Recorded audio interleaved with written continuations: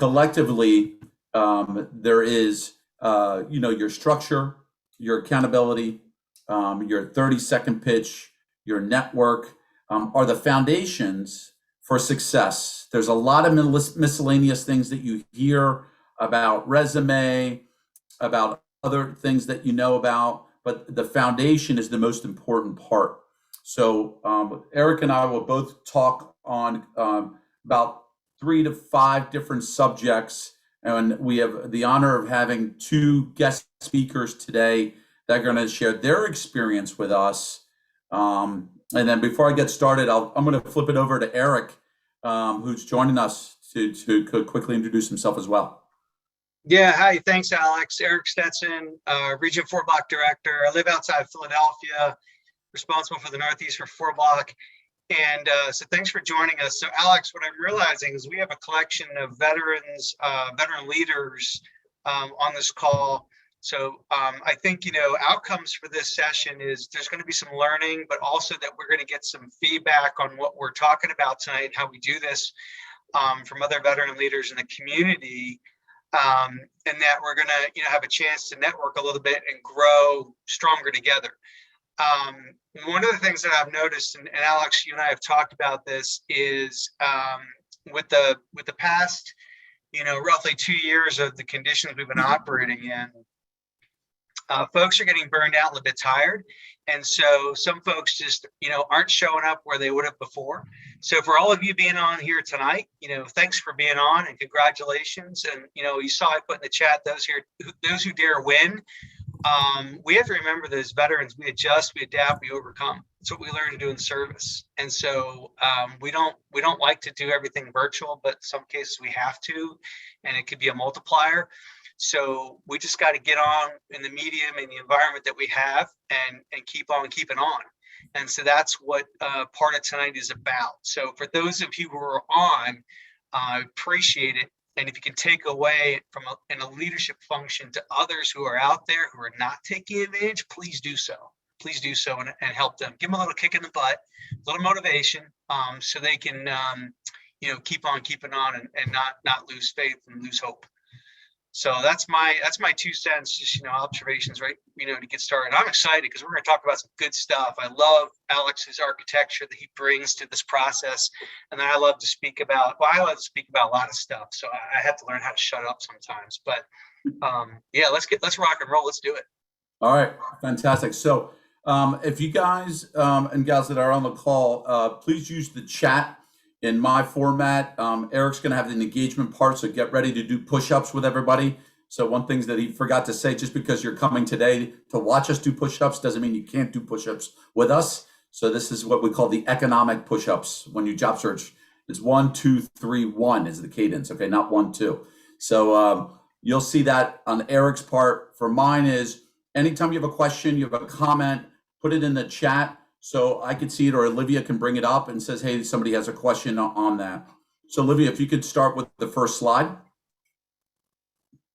So one of the things that veterans do pretty well is they just want to attack the hill. So they want to attack the hill and says, okay, I'm going to go job search. And when they attack the hill, they don't even realize how to arm themselves for everything they do to charge that hill. Do I need a canteen? Do I need a helmet? Do I need boots? Do I need food? Do I need a rifle? But I'm going to charge the hill. So really it's about, how do you arm yourself for your job search? How do you structure yourself for your job search? Because holistically, what we've seen with our organization, a Greater Philadelphia Veterans Network, is we've seen a lot of people doing activities, but they are not structured and there's no accountability. So what I'm going to be talking about is really the foundation of some of these challenges that exist. So some of these challenges that exist are important for everybody to know, because when you're climbing the mountain and you're charging that hill and you're trying to say, I'm not getting a response back, networking's not working, I can't be able to do this, why am I hitting roadblocks? Everything in life has a potential roadblock, and self-assessment is the key in all this. So why is this slide the most important one to have in front of us? Is this is typically what prevents good job searching? And what happens is you bring a lot of veteranisms in the job search. So one of the things that we share is if you're giving in the Navy, I was in the United States Navy, if you're given the plan of the day, what is your plan of the day when you get out of the service? How do you know your plan of the day? In the Army, for example, you go wake up, go to chow, go to the helo, go to training, go back to the firing range, go to PT. All that is scripted for you. And when you get out of the service, you don't have that script. So some of the things that you carry over from the military is basically about how do you create your own structure, which we'll talk about in a second. So one of the things that the challenges that veterans face while job searching, let's start with number one here, the circle of trust. And why is that so powerful? Is everybody says, oh, I have a network. And then you ask how many people, you're like, well, you know, I got my buddies from my battalion. I got my unit. And I said, how about other people in your circle? How about other people that you haven't met? They're like, well, yeah, I mean, I'd like to meet them. So how do you grow your circle of trust? Veterans are typically reluctant to meet people that haven't served. When you first get out of the service, you're looking for your own tribe. But you have to expand the circle of trust. And the reason for that is those people can help you. And if you don't expand the circle of trust, you're limited with only the people that truly, truly know you. And that means you're not expanding your network. So circle of trust has been an issue for a lot of veterans that don't trust information, don't trust others, don't trust anything that's going on in society. It's a trust issue that prevents them from job searching. I don't think they want to hire veterans. All of those self-limited beliefs. I don't think that I'm qualified. I don't think this is going to work. You have to trust yourself and trust the process. So how do we become like this? It's very important. I always say we get jaded at a young age. And what at a young age in the military means you get extended leave, extended deployment, canceled leave. You got to work your butt off on the weekends. You got to do things. And what happens is all these things are coming at you at a young age. And all these deployments and everything add up to what am I going to trust? How am I going to do this? All these things didn't work out for me in the military. So some of it is carried over during the job search. So when you start your job search and people want to extend their hand saying, hey, I want to help you, you have to trust them. So my mission is, the next one in line is, why is that important when I say my mission is? Everybody gets out of the service and say, I did 10 years in operations. I did 5 years in the military. Well, what do you want to do is how people can help. So when you have a career objective, it's more important of how your network can be effective for you. So my mission is really important. There's a high percentage of transitioning service members that get out of the military and they ask for advice and they seek guidance. And other veterans saying, hey, you should apply at this company. You should apply here. You should go to Wall Street. You should be a financial advisor. You should be in operation. Whose mission is it? Is it your mission or is it their mission? And the reason why you've probably heard of a veteran not getting the job that they wanted or was not the right position they wanted because that wasn't the job they were truly applying for. So what is your mission? Who do you want to become? Sales, operations, marketing, project management, logistics, supply. Greater Philadelphia Veterans Network was built on the foundation of a community network of veterans in different industries. So if you want to research what those jobs are, what's pharma, what's biotech, what's fintech, what is startup, what is large corporation, what is midsize, most people don't realize there's different cultures in every organization. There's different size organizations, small units, big units, medium units. Next on the list is I did and I am. And why is that a challenge? Why does it sound like it is? Because I usually say because that's how Marines talk. And if you ever interview a Marine, you're like, oh, so what did you do? You're like, I did. Oh, so is that who you are? Yes, I am. So what happens, it becomes flat. There's no conversation. So what happens is, how do you have to develop a story about yourself. You have to talk about yourself. It's getting much easier now, but it used to be a big challenge. Don't talk about yourself. Don't promote yourself in the military. You did your job. It's frowned upon. But what's most important is people need to connect to you to help you. You need to show your personality. You need to show who you are. You need to show what you want to do. And career objective is most important. To go back to it in a second, is if you align what you want to do, those people in your network will help you connect the dots. I'm looking to get a job in biotech. I'm looking to get a job in marketing. Can you help me? That's very direction pointing. Remember, that is one of the key criterias when you do your elevator pitch, which Eric will talk about, is you can talk about your past, but you eventually got to talk about your future.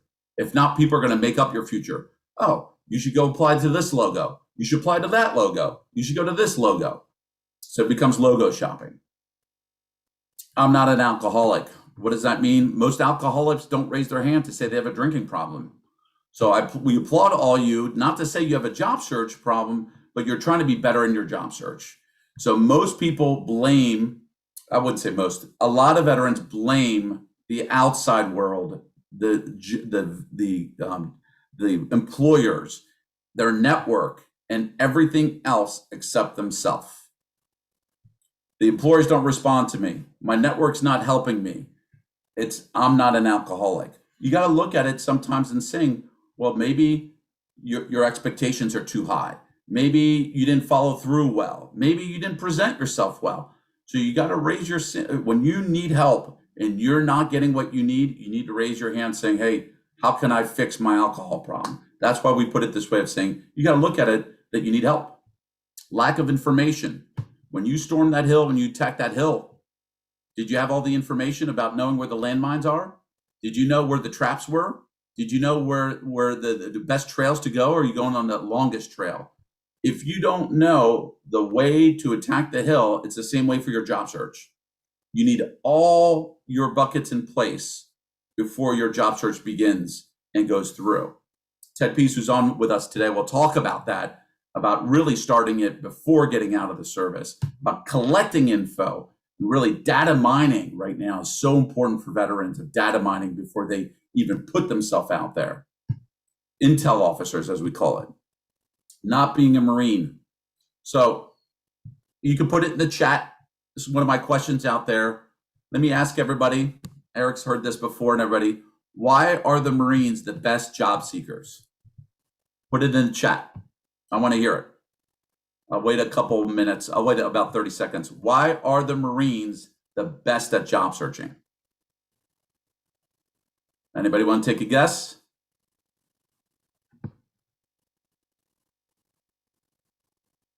That's a good answer, Ted, but we're trying not to offend anybody here. We live in a different world. We are the best and we know it. Okay, there. I guess that's a Marine right there. Any other answers?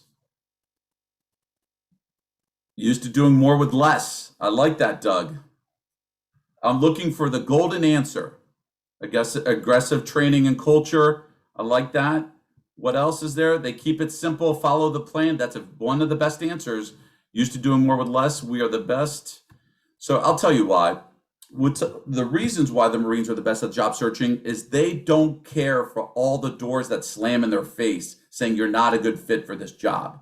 They just care to get the job. So they're okay with 150,000 rejections. We are sensitive to our value. In the military, we're protected by our evals. You're great, Eric. You're a great person, Lieutenant Colonel. Congratulations, medal, medal, medal, medal, medal, ribbons, ribbons, medal, medal, medal. So your value is so high. And when you get out of the service, you have no uniform, when nobody responds to you, when the person that you thought was a great networking contact ghosts you, how are you going to take it? Are you going to take it well? Are you going to start doubting yourself? This is one of the key criterias right now, is being a Marines. Marines don't care. They don't care. They'll take the bullets. They'll take the wounds. They just want to finish the job. If they get a sprained ankle, they'll still charge the hill. Nothing will stop them from achieving the mission. There's a lot of emotion. And one of the key emotions in job searching is forming your new identity. And when you don't know your identity and you leave another identity, there's a lot of vulnerability in there. The biggest thing to add to that is you have to learn how to succeed to fail. In the military, all the walls in the military protect you from failing. Good job, good job, good job, good job. You have your wingman and wingwoman. You're gonna, risk management, risk assessments. You can't. What happens if you fail when you job search? It's okay. It's okay if you stumble. It's okay if you pick the wrong job. It's okay if you have the wrong networking contact. You have to learn how to succeed to fail, or you'll fail to succeed. I'm going to take a break on that slide. Eric, anything you want to add to all this? Yeah, I love the whole discussion, and recognizing that you have to really dig into yourself and understand yourself when you get out of the service, because you're always going to be a Marine. You're going to be a soldier for life. There's always going to be the sailor in you, but you have to understand yourself and your strengths and what you bring to the table, what fires you up, what you care about, what you're interested in.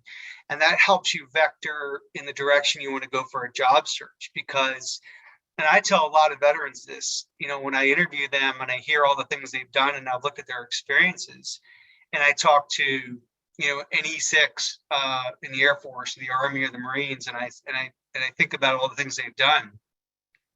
There's a lot that they can do, and despite the college degree they have or they're working on, which does not define what you're going to do in the future, for a career.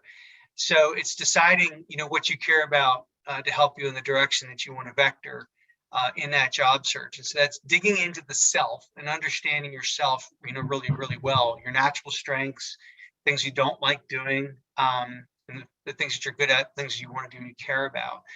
And then I love the last bullet, succeed to fail. You've got to be ready for the no's, and you have to understand you're probably going to get no's. Most people do not get yes right off the bat. Most people get rejected, or they screw up the interview. And for the veterans who were throwing resumes out there and applying job after job after job without having contacts at those organizations or understanding the culture, I liken that to being in Iraqi with an AK-47, using the spray and pray technique. And you're just pulling the trigger and hoping the bullets are going to hit, versus taking aim shots. And that's about relationship building. And in order to build relationship, you have to go back to what Alex said. You have to be vulnerable, and you have to talk to other people about yourself. You have to be able to talk about yourself. And that's something that veterans typically aren't, comfortable with. We're getting better, but we have a ways to go. So yeah, this is great feedback. Next slide, please, Olivia. So what we talked about there was about what are those things that could prevent you from a job search emotionally, and habits. Right? Now we come to the structure and accountability. As we do this picture here about a house, there's a frame, there's an infrastructure. And if you look at your job search, it'll come into three different buckets here. It'll come into mindset, activity, and process. And you have to really focus on those to understand where you're strong at and where you need strength in, because they all need to be three aligned.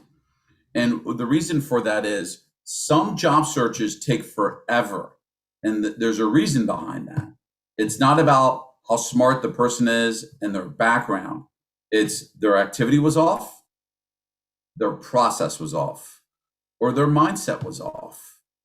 So let's start first with mindset. Everything in life is about self-limited beliefs. Nobody wants to hire me. I don't think I'm a value for that position. I don't think that it's going to work. I heard so many stories about the job fair. I heard so many nightmare situations. I heard it doesn't work. I heard employers really don't want to hire veterans. I heard it's all smoke and mirrors. What is your mindset? Have a clear mindset for your mission, like the Marine. The Marine is focused. The Marine is on point. And you really, really have to focus about mindset and protect it. Of all the years we've done Greater Philadelphia Veterans Network, that is probably one of the highest percentage, because it comes from concern, fear, anger, doubt. All of those things happen in the job search. You start doubting yourself after a while. In the military, if you send an email, you get an email back. In the military, if you make a phone call, you get a phone call back. You have to understand, if nobody responds, or if the process is longer, if an employer says, you know what, we're really interested in you, and then they don't return your phone call, what does that mean? What happens if, is it going to ruin your mindset? What they said they were going to call me back and they didn't call me back. So if you need help and you need a redirection, you need to be with a wing woman or wing man to help you align to get your mindset set. Because that's one of the areas where people, once your mindset starts falling apart, your activity drops and your process drops. So if you don't protect your mindset, zero activity, zero process. The same could be said about going to the gym. The same could be said about going on a diet. A job search is a job, and you got to really protect it. So next is your activity. We're going to talk about the activity that's going to score you and doing all these right activities, because everything looks like an activity. If you send 150 resumes through LinkedIn or Indeed, you think you did the best activity. How do you know that was the best activity? That's just an activity. So there's urgent activities, there's important activities, there's high value activities, and there's what's called dopamine activities. If you haven't heard about dopamine activities, is when you do these things that make you feel good but have zero outcome. So we do sometimes that during the week or during the night, when you post things on social media, when you do something, that's dopamine activity. And job search, they're there, right? You apply, and most of it is done when you hit apply buttons. That's the dopamine activity. Just because your resume is being sent doesn't mean that there's any traction through that. So we're going to talk about that. Process, that's important. Talk about process and reverse engineering. Imagine working on the roof and not the basement. So all of a sudden, people are working on their resume. Everybody wants to work on a resume. What happens if your resume doesn't share what you want to do? What happens if your resume only shares what you did? So to really, really understand the process, the hard part, talk to Ted in a little bit here, is going to talk about working the process to figuring out who you want to become first, getting the resume aligned to get the network aligned to the point of the direction. The process needs to be aligned. If your process is wrong and you're firing away based on a bad resume or bad networking, or you're doing it backwards, then it's not going to be successful. So before we get to our next slide here, I want to bring in our guest speaker with Ted Pease. Ted, are you on? Yep. Great. So I want to introduce Ted. Eric and I both known Ted. Ted used both our programs and services. Ted's a former Navy veteran, a really, really good case study for our community about having everything you need for a successful job search.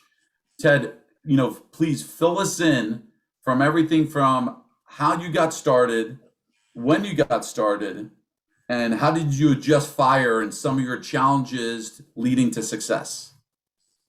Yeah, thanks for the intro, Alex. And I can't talk enough good stuff about GPVN and 4Block in terms of their help. I was stationed over in California, and I knew about a year and a half out that I needed to really start pounding the streets. I had my first kid, knew we were going to have a second one, and I was frankly scared as to what was going to happen, where I was going to go. And so I knew I needed to start early. And so I just Googled Philadelphia Business Veterans Network, and GPVN popped up, and then that's how we got introduced. So, my number one recommendation for anybody transferring early is to start the process early and find support. You're gonna get success from this process by being disciplined in your approach. And the only way you can be disciplined in an approach is to know what that approach is. And so you need to find people who can teach you that. I finished up 6 years of sea duty and started my 3 years of shore duty, and I was getting my MBA. So I had some really good help in terms of learning how to speak in the business language. I had some really good help with writing resumes. Really where a lot of the initial support came was learning what I needed. I think I fit really well into a startup, kicking doors mentality in that kind of workspace, but was going in that direction the right thing for what I needed with my family, moving across the country, a kid, another one about to come out, all that kind of stuff. And I actually wound up going into the insurance industry and found a really good job that allows me to build a base of knowledge, taking a step back, being a purely individual contributor, getting a base of knowledge in an industry, at the same time, being able to take a step forward. So learning what you need is helpful, but it's a disciplined approach, and you absolutely need your different pillars of support. So like Alex was talking about, building from the ground up, developing those pillars, you need a professional support area. So you have a fellow person who's transitioning, talking with them, and hey, what are you doing? How are you attacking things? Using these social media sites to find groups to help support you. And you need your home pillar. You can't do it without your wife, girlfriend, a good friend, a cousin, or an uncle who can sit there and be a sounding board. And then really you need yourself to approach things in a disciplined approach. So, like anything in life, it's a hard process and it takes discipline. So I know for me, when I was on active duty, getting an MBA, I had a less than a 1-year-old. It was a challenge, and it was in COVID. So it was a challenge. And so I spent my car ride to work and my car ride from work 2 to 3 times a week talking to somebody else. I just started finding people, and I was like, hey, tell me about the real estate industry. Tell me about pharmaceutical sales. Tell me about biotech. Tell me about some of these smaller tech startups and what that life looked like. And I was able to just start calling. And at the end of it, I said, can you please introduce me to 1 or 2 other people? And some of the barriers that Alex talked about, those barriers are very easy to demolish when you're introduced by somebody else. Cold calling somebody on Facebook or LinkedIn is hard sometimes, but when you have a reference, people call you back almost every single time. So I'd say the best approach is start early, know your support, build those different areas of support, and then be very disciplined in your approach and creating a very strong network. There's the old saying, 50 cups of coffee, but you need more truly to find out what you want if you don't know yet. Ted, I appreciate your feedback. I have some questions for you as we've gotten to know each other during the transition process as well, is talk a little bit about, because you hit the nail on the head. We can develop any excuse in life, right? Of not doing things, working out, diet, and job search is one of them. And how we feel, because the job search is a royal pain in the butt.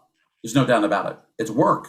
And when it's not including in our seeing outcomes, it's very hard to gravitate to it more and more. We feel like we disconnect away from it.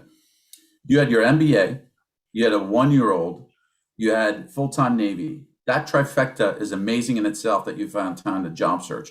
How did you stay focused and disciplined to do what you needed to do? What did you do? What are some tips to start the week or end the week of how to refocus and recalibrate for the following weeks? Yeah, great question, Alex.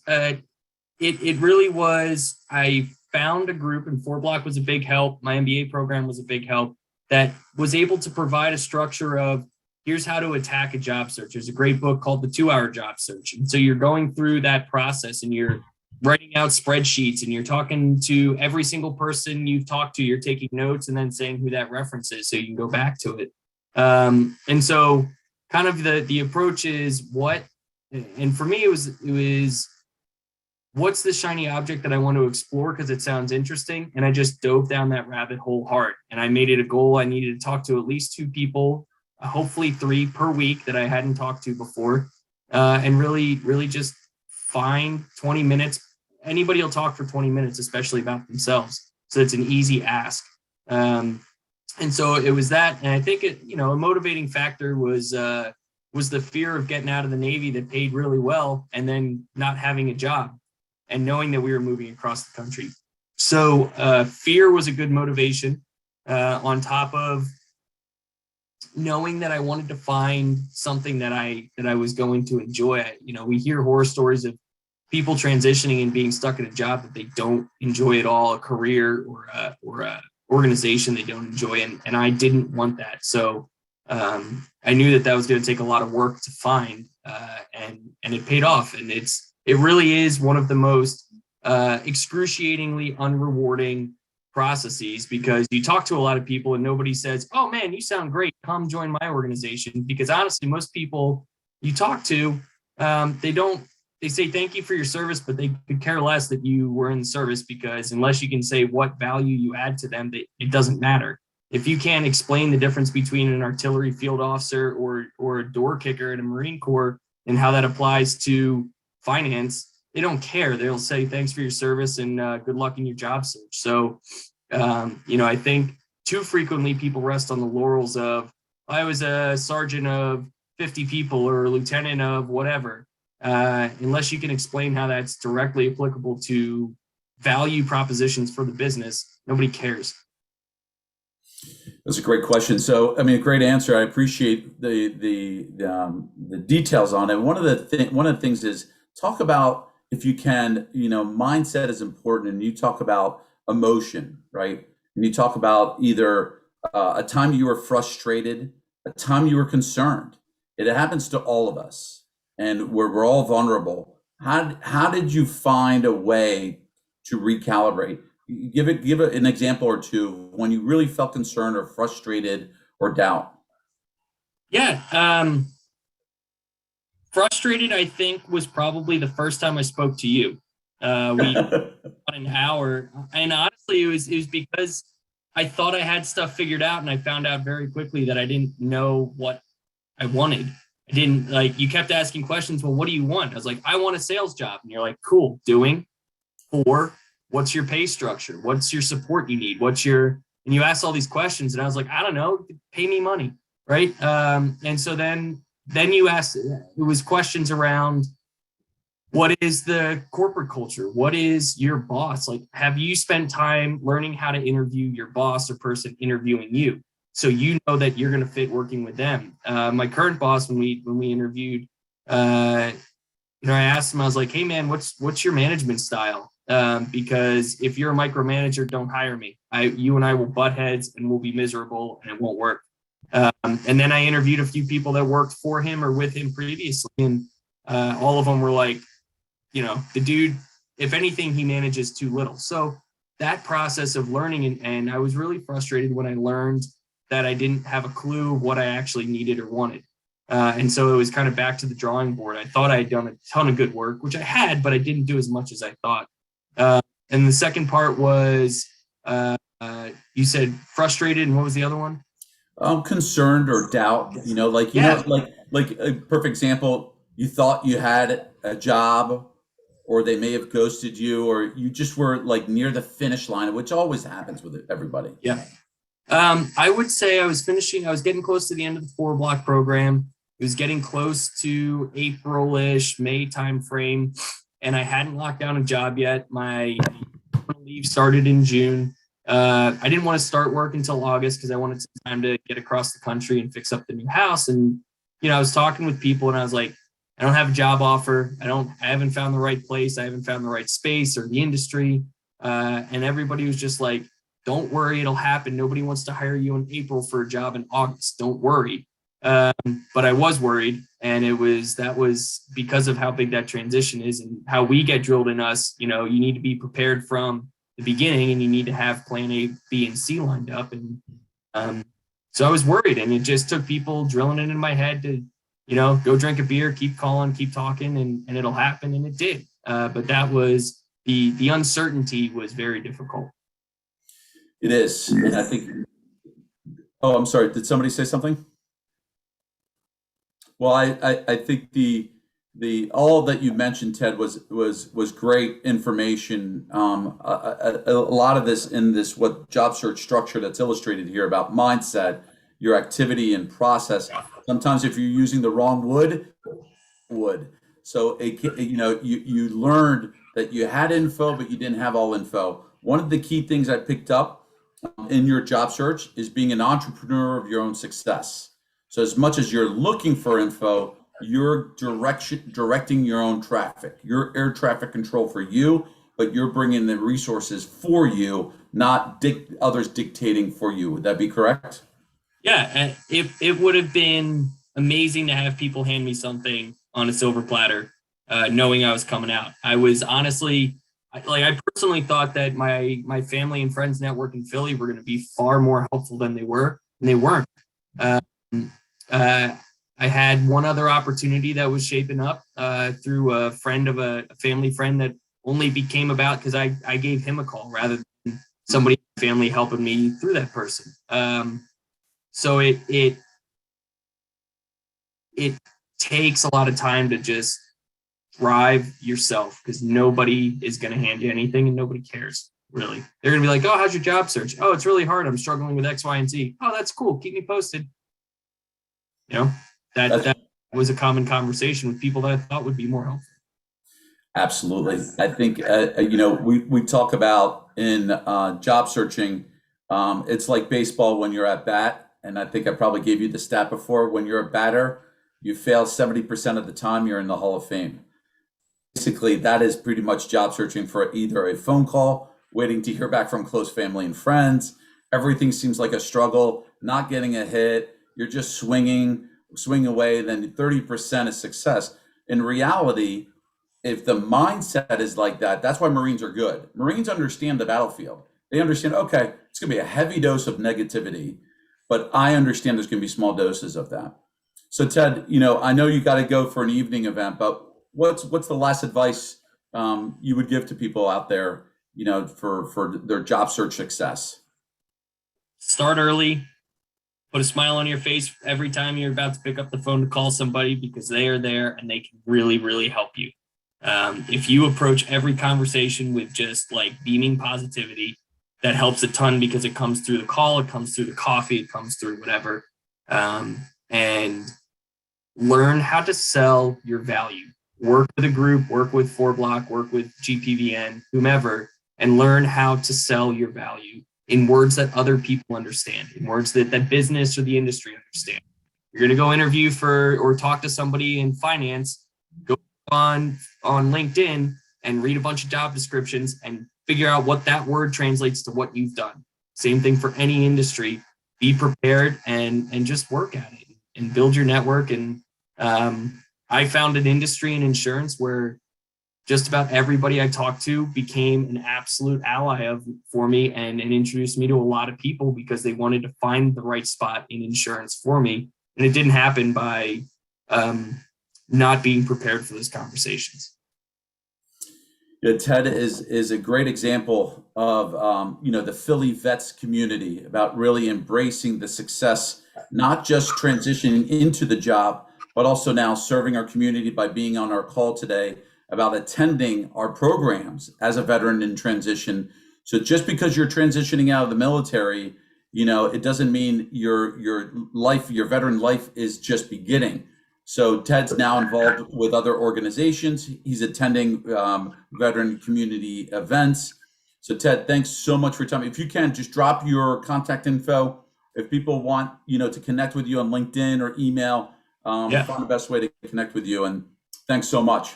Absolutely. Thanks a ton, Alex. So Olivia, why don't we go to our last slide? So this one's a little bit hard to see. I promise to redo this one to make sure, but it's kind of an algorithm of the success of accountability. So this is what we call the accountability toaster. You're going to kind of measure and rate yourself. And when you're out there and you say, I have to apply, I have to network, I have to call somebody, I have to interview, I have to meet a recruiter, I have to X. It has to be structured and with some accountability. It happens everywhere with work. There is a structured environment and accountability of the outcomes. So here is a tool that we created that really measures. So to give you kind of the columns and the rows, I'll share with you, and this will be available for those that want it. Email us and we'll send it out to you, and we can have a follow-up call on there. These are the typical areas that you can get measured on for your job search. These numbers below in the yellow are your weekly goals. Depending if you're job searching currently in a job or you're unemployed, your numbers should be intertwined. At the top in the gray where it says 0%, that's your actual score and how you score for the week. So the purple line is your actual score. So the column 1 right there in applications with Monday, Tuesday, Wednesday, Thursday, how many applications are you sending out? Of course, you're going to say, I can send out 100 applications. But the reason there's 10 is, are those the most important areas, right? So just because you apply online does not mean that it's a successful accountability for your job search. Next is networking with your target industry and companies. Remember, it says networking with target industry. If you want to be in finance, are you networking in finance? That's important, not just networking. So networking in your target industry, how many are you going to do that a week? It takes time to find that out, because when you ask people to say, hey, do you know any fintech associations in Philadelphia? Do you know where I can find out manufacturing organizations in Montgomery County? Yes, here's some right here. So your network can help you target those areas. One-on-one meetings. How many do you have from the networking? So it's all about outcomes. If you're going to network, you better come out of there with a couple business cards or on Zoom, a couple follow-ups with links with people you can follow up on one-on-one with meetings. You need to have 5 of those a week. That might be the right number. But again, it's hard to score 100. This is kind of a, you score close to 60, 70% is a really good score. Various reasons behind that, because that means your numbers are good. If your numbers are too close to your score and you score 100%, that means you can do more. Phone calls and networking, that's important as well. How many are you going to do? How many phone calls of networking you're going to do? If you can't do face-to-face, this is kind of pre-COVID, but you can kind of do a hybrid when things pick up, back up. Contact with decision makers. This is a really good one. Just because you have a phone call does not mean it was the right person. I'm going to say it again. Just because you have a phone call does not mean it's the right person. You have to be very targeted here. Contact with decision makers. Do you know who they are? Because when you network, you're going to ask, do you know a department head? Do you know the director of HR at Wawa, at Vanguard, at Comcast? Can you help? Because you're directing them where you need the introduction, and then that's where you land with contact with decision makers. All of these lead into each other. How many interviews a week is a reflection of all the activities behind that. Phone calls, one-on-one meetings, networking, contact with decision makers. They all lead to the interviews. Everybody's practicing interviewing without doing all the other activities. So remember, those activities beforehand are the key. Job fairs, I wouldn't discount them. You're going to meet people. They are desperate today. They're real desperate for people. So you have the, it's kind of like the housing market. So you really need to look and find where you want, but go into these job fairs. Virtual job fairs are everywhere these days for veterans. Recruiters. If you're a seasoned professional, you're done more than 15 years in the military, I'm using a number kind of ish, you could use recruiters that are used to putting mid-managers and senior executives in there. You got to learn how to use recruiters. The military is not advising well during TAPS class and during ACAP classes of the value of these recruiting firms out there. Because if you go directly to a company, I'll use an example. Comcast could say, sorry, we are using a recruiting firm to fill that position. It's not them. So you got to understand how recruiters are used to fill certain positions. If you're getting a job lead received, that means you're networking well. So if you're networking, you're having these calls, you're telling people what you're doing, you're interviewing wherever it is, they'll send you those job leads specifically what you're targeting. You need to receive job leads. They don't come to you. You need to work for them. Decisions each week means you get a yes or no. And the yes, that means this is all done. So a yes or no is basically means you need to find out if you're the candidate or not. You need to follow up with the people that you're there for. There's going to be a high percentage of no before the yes. So in those areas, you put in Monday, Tuesday, Wednesday, Thursday, Friday, all your numbers in there. And then, there's the kind of impact score in there, the value, right where it says impact 1 through 5, of the importance of all these. These are debatable, of course, but this is just a sample for anybody that lacks accountability, that needs structure, to make sure to get this, either from us or from somebody else. With that, I'm going to turn it over to Eric for the second half. All right, excellent. So we heard some great concepts that are going to come up again here when we talk about networking. And thanks to Ted Pease for spending time with us, and just really attacked it right from the get-go with a cross-country move, and building discipline into the process, and asking questions and from other organizations and people to how to do that, and how to build approach towards finding a new job and a new career. So some really important concepts in there. And one of the things he said that was really important was he said this even before you pick up the phone to make a call. He said, put a smile on your face. And many of you might know this, some of you may not, but when you actually choose to smile, when you actually smile, you're releasing endorphins through your brain, into your body, into your brain and your headspace, that impact the way you come across in your energy when you're talking to people. So smiling is a great thing to do. It's an amazing tool that we have as human beings. And he said, even when you pick up the phone, smile first. That was really insightful. So a great tip from Ted. This guy is not smiling, okay? What we have here is a picture of no smiling going on. And this is obviously kind of a joke from the Sundance Festival, the elevator pitch, the concept of introducing yourself and what's called the classic elevator pitch. You get on an elevator and someone, says, hey, Eric, I want you to meet, Joe. He's the CEO of this company, the chief of operations for our division. And Joe says, hi, Eric, who are you? And I have to have an introduction pitch ready. I have to be able to introduce myself in a meaningful way in any environment with critical information, so I can make an impact and help in my ability to network, which is what we've been talking about today. And also in general, everything we've been talking about speaks to relationship. Really, at the end of the day, it's about building relationship to find the right path, to find the right structure, to find the discipline, to find the approach, to find the support, to find the information. It's all about building relationship to get into the right career and make that career switch. So let's talk about what the elevator pitch is and is not, and then we're going to have a fun exercise, and then I have a guest speaker for you. All right, so next slide, please, or hit that one. Yeah. So this is something always being pitched and perfected. It's something you're always ready. It's always in your hip pocket, ready to go. It does change from time to time. This is a quick and efficient introduction. You don't want to take more than 30 seconds or you're going to bore people off the bat, and people will probably interrupt you anyhow. So really you want to get this down to about 20 seconds, 25 seconds. You're very briefly giving the person an idea of who you are and what you want to do, where you're trying to go, what you're trying to achieve. And that's the bottom line, that you're trying to get stuck in their brain, right? This person, through the elevator pitch, knows how they can help you, what you're interested in doing, who they might introduce you to, etc. So that's why we want to be effective in how we do this.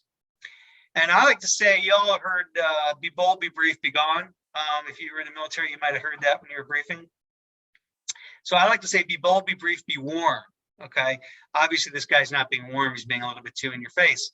But be bold, be brief, and be warm. Positivity, smile on the face, first impressions, whether we're at a bar, whether we're on the elevator, whether we're on a call like we are tonight. We're trying, we're in a first impression environment, and we're trying to have people understand who we are and what we're trying to do next. Okay. So here's what we're going to do. And Olivia is going to be our DJ for this. We're going to go around the horn. You can, well, actually, let's hit the next slide first. All right. So, 30 seconds or less, 4 main parts that we teach in 4 blocks of the elevator pitch: first and last name. If I only have your first name, I don't know your last name. I can't hunt you down. So I want your first and last name. We're veterans. Tell people what you did in the service: branch, years, MOS, general, short, okay, not too long. And you want to tell people in common English as much as possible. What are you doing now? We are always doing something now. We are always studying something. We're always developing something. We're always in a certification. We're always in school. We're always perfecting something. Okay. You've got to be doing something current. And then where are we headed? What do we want to do? So those are the four basic parts of the elevator pitch. We introduce ourselves, and this can be very effective. So what we're going to do tonight is we're going to go around the horn, and each one of us is going to give our elevator pitch. And so get ready. All right. And Olivia, you can leave that slide up and start calling on our guests tonight, one by one, to do their elevator pitch. All right, and first victim is going to be Colin Hamill. You're first on my list. All right. All right, so good evening, everybody. I'm Colin Hamill. I was both an enlisted Marine and now I'm an infantry officer in the Army, both regular Army, and then I've been in special operations. For me, I'm currently essentially the Army's version of consulting. So I travel both around the United States and the world and work with units controlling up to 15,000 people to increase their efficiency and effectiveness. For me, I'm looking at jobs in the service industry. I'm excited to help managers deal with problems, drive results, achieve KPI, and then long-term growth. All right. Olivia, how did we do on time? That one I missed, I'll be honest. But All right. I the think he rest was of under you- 30 seconds. I think he was under 30 I seconds. think Not, he was pretty good. not bad. For being on The spot. rest All of right. you are going to get buzzed after 30 seconds, so you're just going to hear my annoying alarm in your speaker, and that means you have taken too long. So, next up, we're going to have Doug Amlin. Can you please give your elevator pitch? Good evening, everybody. My name is Doug Amlin. I was Marine Corps Infantry, 87 to 91. I am a data and visualization analyst for the state of Pennsylvania right now. And where do I want to go? I want to take that to a new level, more in the private sector. Some things have been happening around that has given me pause to start looking elsewhere. So I'm looking into the mid-level, mid to small companies because their analytics journeys are just beginning. All All right. right. Perfect timing. Just went off. I gotta turn up my volume here. But that was perfect. You had about 1 second left. Next up is Ellis Craig. Good afternoon, folks. Ellis Craig here. Served in the Marine Corps from 1988 to 1992 with the 2nd Marine Division out of Camp Lejeune, North Carolina, infantry Marine. What am I doing today? I work at Department of Homeland Security as intelligence staff officer, and I'm looking forward to retire in 5 to 7 years. All right. Eric Gunther, you're next. Hey, how you doing? My name is Eric Gunther. I spent 21 years in the military, primarily National Guard, but also with one deployment abroad. I have been owning my own business for a number of years, almost 20 years, and became part of the recent 4-block class in order to transition back into the corporate world. And I was recently hired, thanks to 4-block, as a CEO of a manufacturing company. And my next goal is to be the guest speaker on this call tonight. Thank you very much. Okay, 2 seconds to spare. All right, I've got Michael Kowalski next. Is that me, Mike Lawver? I believe I have 2 Michaels on the call. Do we have Michael Kowalski on? Are you there?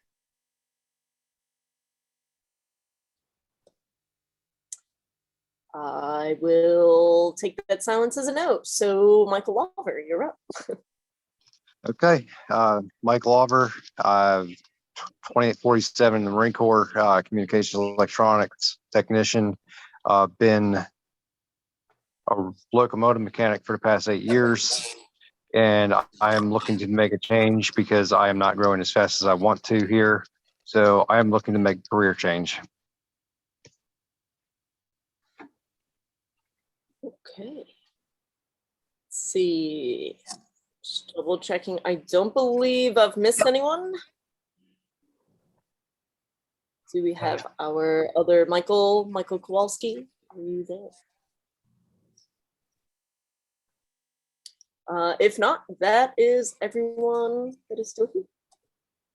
All right. Yeah, and so what Ellis didn't say also is that Ellis is also a Fort Block instructor down in DC. So he is serving the Fort Block community down there and leading our program down there.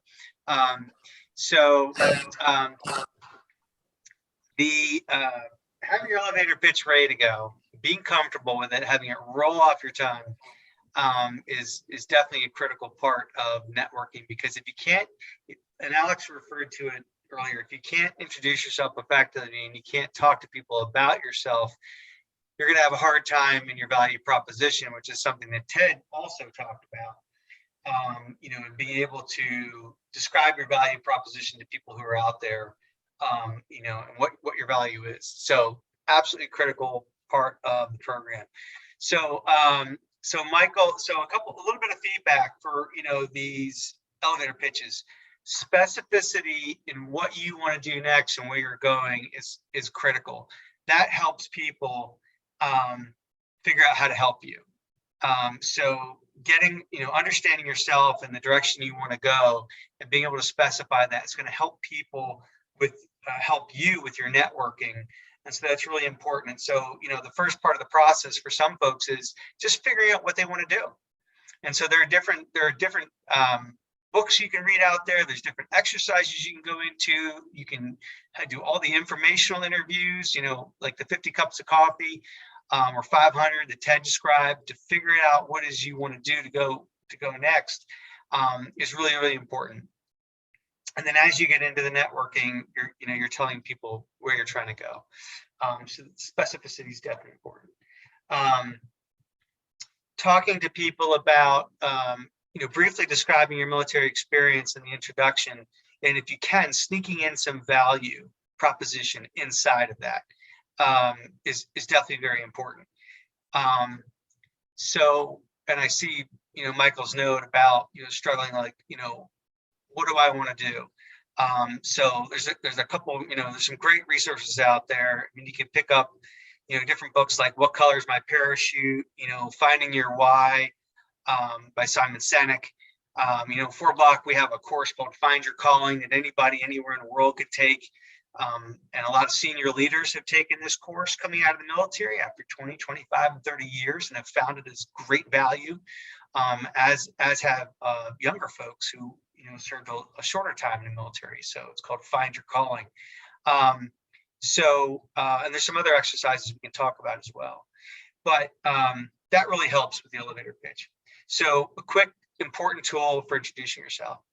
All right, so with that said, I want to, Eric, do we still have you? All right, we still have Eric. So I want to introduce Eric Gunther, and let him talk a little bit about the value he found and how he went through transition again in a career later in life after having time in corporate America and the military. So Eric, all yours.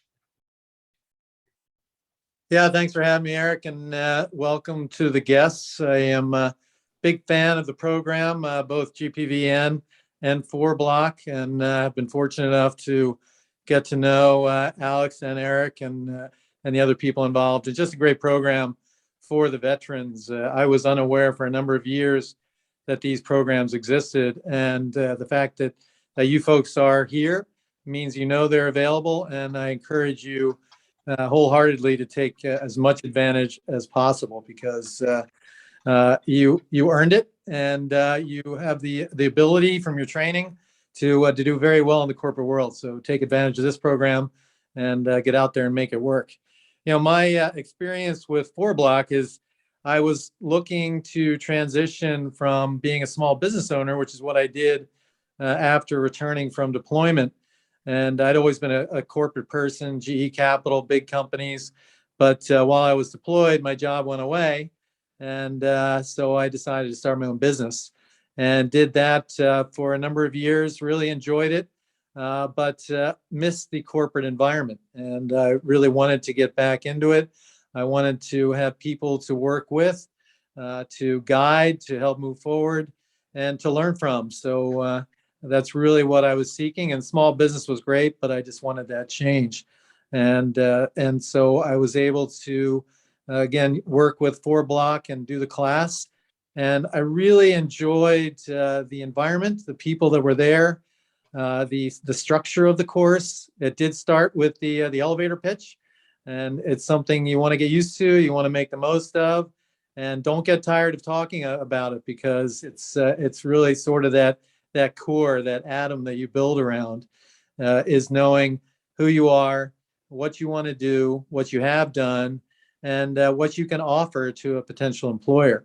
So the 4Block program I found hugely advantageous, a lot because of that structure, but also because of the guests. I mean, the companies they have that come in to talk to people are very impressive. They're Fortune 100 companies. A lot of them are in the area, depending, the area that you're in. In the Philadelphia area, we had everybody from Johnson & Johnson to Vanguard to Comcast. And these are all companies that have very active veteran support networks. And they feel very strongly about supporting the veteran environment. And they want veterans to work for them. They know what the vets can bring to their company in terms of discipline and maturity and just the understanding of the process. And so they really want you to work for them. And the other thing is, I was coming in sort of later in life, but the 4Block program and the companies they work with really are geared towards whichever phase of your professional life that you're in. So if you're somebody like me that has had some corporate background, some business background, and been out there working, there are positions within those companies that are tailor-made for you. But also, if you're just coming off deployment, if you're just coming from the active duty roles, and you're looking for something that's entry level but management, these programs are all geared towards that as well. So I remember one, Johnson & Johnson, they have a great program for bringing you in, and they identify you as someone who may have had senior leadership in the military or junior leadership or someone in the middle, and their programs are guided to help anyone. So take advantage of that when you're in those classes. Talk to people. Make sure that when that person is in the one-on-one or the group sessions with you, that you are talking to them and asking them questions, because that's why they're there. So learn from them and take advantage of that. One of the things that I liked was the networking the program that was brought in by 4Block. I use that a lot, and you want to. And I saw Alex, with the spreadsheet he had. That's all about it as well. Make sure you take advantage of it. If you're going to do any of these programs, go in with both feet. Do not go in sort of half-heartedly trying to check the box, because you're only going to get out of it what you put into it. So spend the time.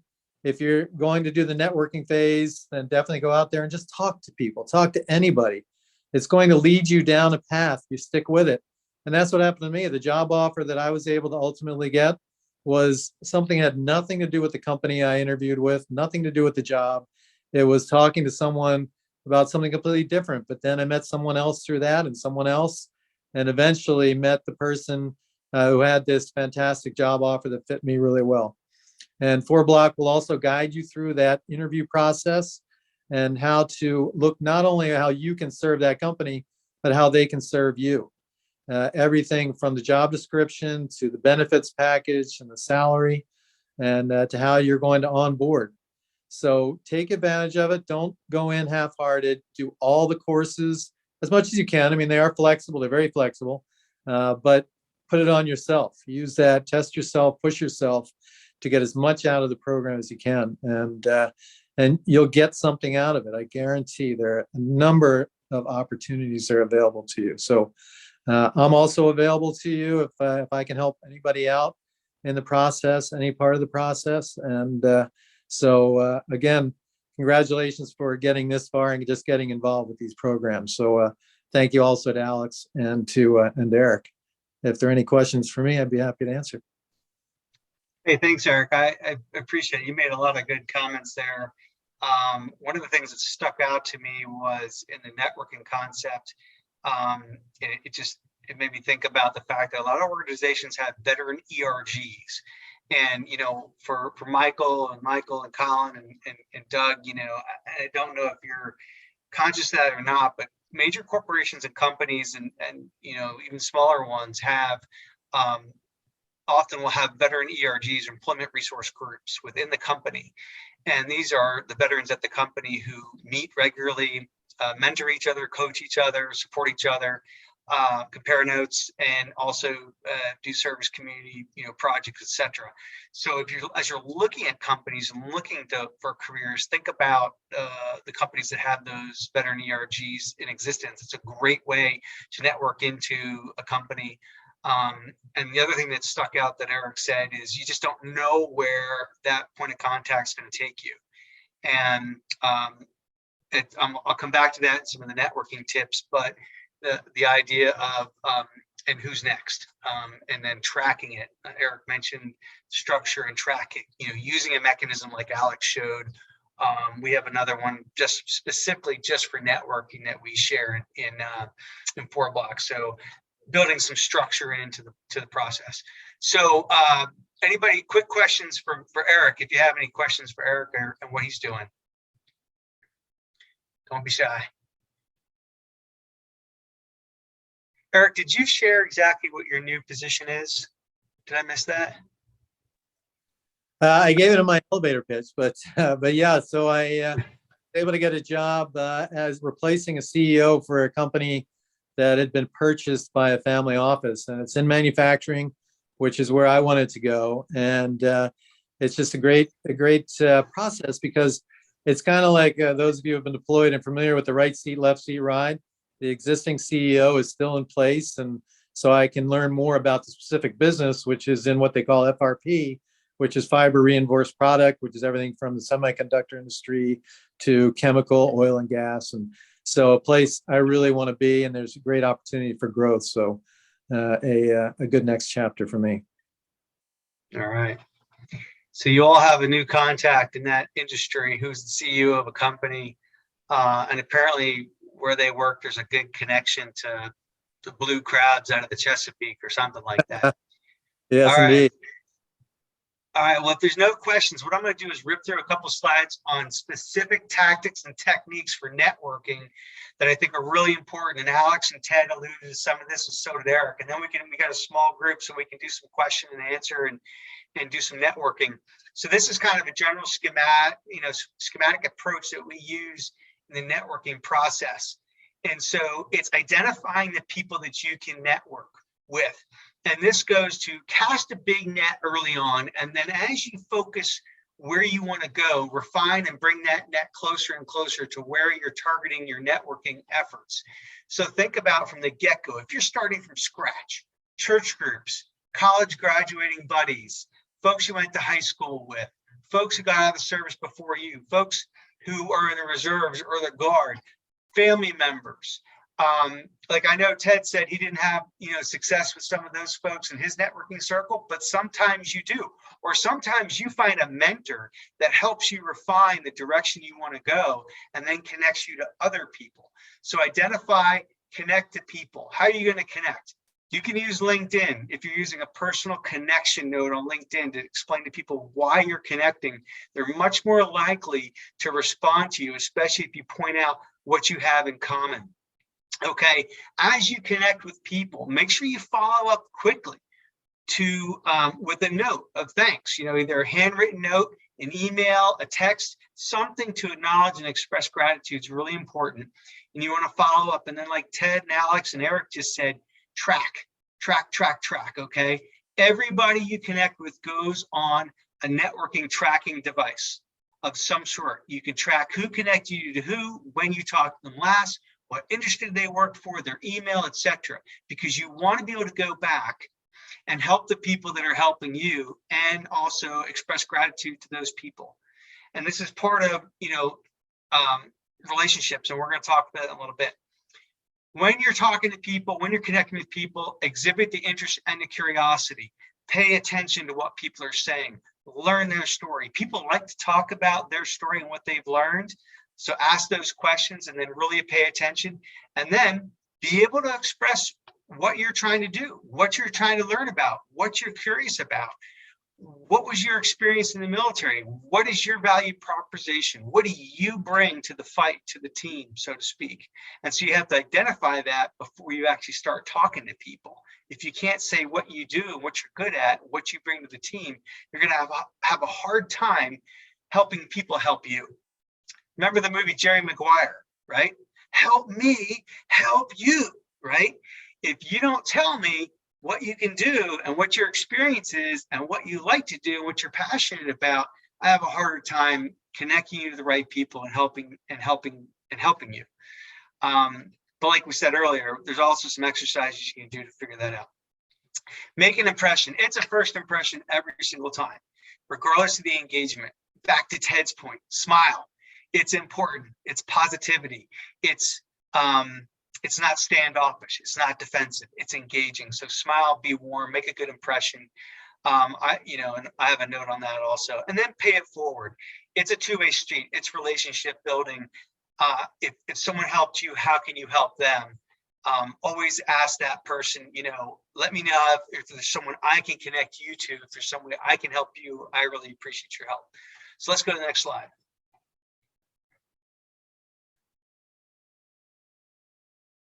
All right. Olivia, can you get us to the next slide? All right, thanks. There we go. All right, so key tips. I talked about starting with that big wide net and then narrow it down as you figure out the direction you're going. Study people before you talk to them, okay? If you know you're going to meet someone, talk to them, check them out on LinkedIn, study them anywhere you can so you understand who they are, what they're about, because that may give you some key information for that engagement, especially if you're talking about soft interviews with companies. And especially when we get to the actual interviewing business, you've got to study the people you're talking to. Follow up quickly with responses, get on the calendar. If you reach out to someone to talk to someone and they say yes, don't wait a couple days to get them on the calendar because they're busy. They're going to forget who you are. Follow up right away, get them on the calendar, set it up when it's convenient for them, get ready to engage. Prepare questions for the meeting, be curious. Relationships are like bank accounts. Anybody know what I mean by that? And throw it out there. Make deposits. Make deposits. You have to invest in others if they're going to invest in you. So remember that relationships are two-way streets. Key question to ask every engagement with everybody you meet in this process. And Ted alluded to it, so did Alex. Who else do you know I should talk to about fintech? Who else do you know I can talk to in the pharmacology business? Who else do you know I could talk to in the finance industry in this particular area that I'm trying to learn about?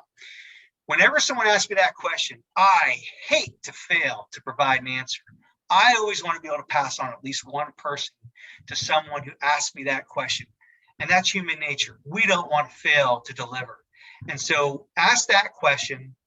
And even if someone says, give me some time to come up with that, come back to them in a couple of days and say, we talked, thanks so much for spending time with me. Were you able to think of anyone else I should talk to learn more about X? They're going to come up with someone, some of the right people for you to talk to, and that's extending your network to meeting people that can tell you about different industries and as you're doing these informational interviews. Always express gratitude, follow up with a quick note, track your contacts, keep posted on your successes. I love to hear back from people I work with. Eric, thanks so much for introducing me to that person. It totally worked out. They connected me. Now we're talking about X. That's positive reinforcement to me to do it again the next time. And I appreciate the gratitude from people that I helped. So it's a very good habit. Next slide. Gratitude is critical. Be ready to talk about yourself. Alex said this up front. And it goes from the introduction of the elevator pitch to telling your story. And that's a whole nother skill, but you've got to be able to tell your story. If you tell your story uninterrupted, no one interrupts you, you just tell your story.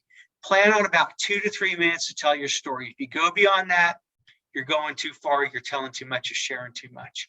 But in 2 to 3 minutes, you can tell people who you are, what you're about, what you care about, what you did in the military, what you bring to the fight, what you're interested in, where you want to go. Okay, you can do that in 2 to 3 minutes. What are you most proud about? If you're military service, what did it give you? What was your greatest accomplishment? What was your greatest failure and what did you learn about that? Okay. Being able to tell your story helps people get to know who you are. And it's a critical skill. I would recommend spending a lot of time on studying the concept of learning how to tell your story and rehearsing and practicing that story to your dog, your cat, your wife, your mother, your boyfriend, whoever. Just get that story down. It's asked in every single interview. Speak to your military experience in positive value add ways. Ted alluded to this. What's your value proposition? I don't care if you had a crappy experience in the military. You gained from that experience. You came out stronger if you allow yourself that. And you have ability from that experience. And you want to translate that into value add in the discussion so people understand what you bring and what you add to their organization, their team, to that position. You can get gritty with the other vets, right? Swap the horror stories, swap the stories about the bullshit, the stuff you had to do, you didn't want to do, the crappy leaders you had, because you know you all had some of them somewhere, even if you had good leaders, right? You can get gritty with other vets, but you always are able to express your value add from your military experience and what you learn in the military. And if you need help with that, other veterans can help you with that process. Classic experience, E5, infantry door kicker, E4, E3, infantry door kicker. I don't want to be a security guard in Philadelphia for whatever. I don't want you to do that either. You know more than that. You bring more than that to the fight. There's other things that you learned and developed in the military. Let's talk about what those are. Let's think through that. Business cards are still used. It's amazing. I've been to some events recently and people are like, oh crap, I don't have my business cards. I got out of the habit. If you're networking, if you're in the job search, career search, develop yourself a cheap business card, you know, decent looking Staples, Vista, whatever. Talked about first impressions, smile, handshake, eyeball. I remember this from the day I died. My dad taught me how to shake hands. Shake hands, firm grip, look people in the eye, smile, right? It's powerful. It's inviting, it's warm. First impressions. If you're in person, you know, at certain events, you know, you want to wear a lapel pin on your sports jacket, on your suit jacket. It's a great conversation starter. It indicates, it's kind of some subliminal messaging. It might be common point of reference. So wear a lapel pin on your sports jacket or coat or whatever, you know, you're wearing. And this bottom line here, never ask for a job, you know, in these discussions, or say I'll do anything, because then we can't help you, because we don't know what you want to do. We got to figure out what you want to do, generally the direction you want to go. Now we can help you, okay? And you're not asking for a job in these conversations because, you know, it's just, you want to build a relationship. And like Eric said, like Alex said, building the relationships, people are coming to you and saying, hey, we'd like you to apply for this job, or you should think about applying for this job. And then when you apply for a job at an organization where you've developed contacts and you develop a network, those people are going to fight to help you get the interview, versus the 232 other people that apply for that job who don't know people at that company. They may or may not get the interview stack into the applicant tracking system. But if you know people and they're fighting for you to get the interview, you just got pulled out of that stack and put in the interview stack. Now you're ready to go to the interview with some preparation. So very important. It's all about building relationships, you know, through the network.